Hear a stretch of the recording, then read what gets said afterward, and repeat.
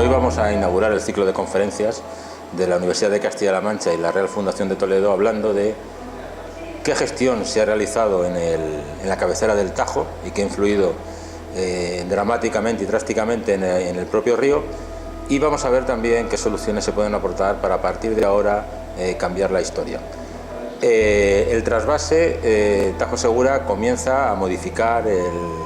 la gestión de la cabecera a partir de su inicio, a principios de los años 80 del pasado siglo. Esto hace que la gestión que se venía realizando hasta ese momento, una gestión hiperanual, es decir, recogiendo el agua de varios años y soltándola poco a poco, cambia completamente y se empieza a soltar más agua prácticamente de la que entra en los embalses. Pasamos de tener una reserva media de un 60-70% en la década de los años 50, 60 y 70, a una reserva media de un 20, 30, 40% a partir de ese momento. El trasvase prácticamente hace que haya años en los que salga mucha más agua del conjunto del sistema de Entre Peñas y Buendía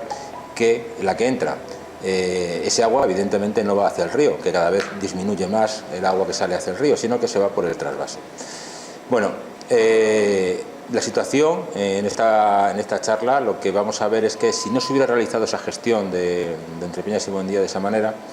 el comportamiento de los embalses hubiera sido muy diferente y conservaría en gran parte de los años una gran cantidad, una lámina de agua muy alta con un volumen muy importante almacenado.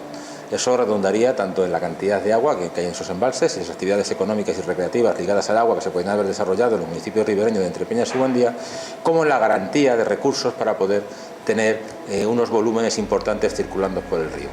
Es decir, si no hay trasvase, tenemos los embalses prácticamente llenos siempre, y en segundo lugar podemos tener puntas de crecida importantes también, años con más de 1000 hectómetros cúbicos circulando por el río a su paso por Aranjuez, ahora recuerdo que no son más allá de 180 hectómetros cúbicos, con lo que el río, ese caudal importante en invierno, daría dinámica de río al río, le devolvería ese estado natural que conocimos en los años 70 del pasado siglo y le daría vida, movería las orillas, arrastraría sedimentos, sería fundamental para el estado ecológico del río, es decir, un río vivo. Bien, con estos datos y con lo que hemos visto hasta ahora, tenemos que plantearnos el futuro a partir del próximo ciclo húmedo que probablemente comience el invierno del año 2018-2019. No hay otra solución que dejar llenos Entre Peñas y Buendía, aprovechar los 2000-3000 hectómetros cúbicos que entren en ese ciclo húmedo, cerrar el trasvase, no es una frase hecha, es una realidad, y con ese agua que tenemos en cabecera empezar a gestionar el río con crecidas y con una lámina de agua en la que Entre Peñas tiene que estar siempre por encima del 80-90% y Buendía sobre el 50-60%, utilizando el túnel de conexión entre los dos embalses para que los excedentes, entre comillas, de Entre Peñas vayan hacia Buendía. Teniendo los embalses llenos y aguantando al Tajo con un caudal similar al de ahora durante aproximadamente 2 o 3 años, a partir de ese momento podríamos tener los embalses llenos y crecidas importantes en el propio río. Es decir,